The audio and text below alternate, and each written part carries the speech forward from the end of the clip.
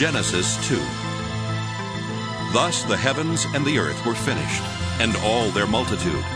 And on the seventh day God finished the work that he had done, and he rested on the seventh day from all the work that he had done.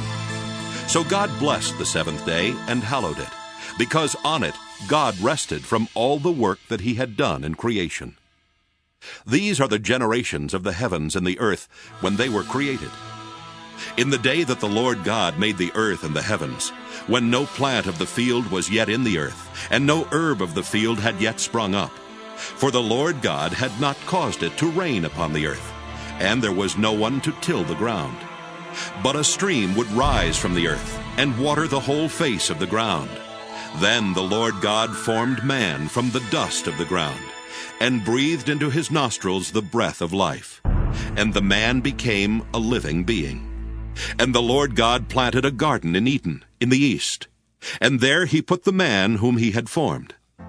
Out of the ground that the Lord God made to grow every tree that is pleasant to the sight and good for food, the tree of life also in the midst of the garden, and the tree of the knowledge of good and evil.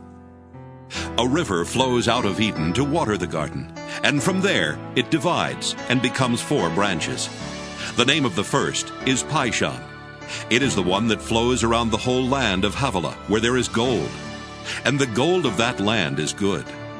Bdellium and onyx stone are there. The name of the second river is Gihon. It is the one that flows around the whole land of Cush. The name of the third river is Tigris, which flows east of Assyria.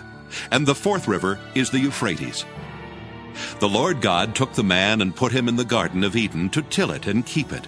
And the Lord God commanded the man, "You may freely eat of every tree of the garden, but of the tree of the knowledge of good and evil you shall not eat.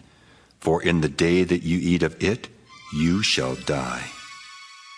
Then the Lord God said, "It is not good that the man should be alone. I will make him a helper as his partner." So out of the ground the Lord God formed every animal of the field and every bird of the air, and brought them to the man to see what he would call them. And whatever the man called every living creature, that was its name. The man gave names to all cattle, and to the birds of the air, and to every animal of the field.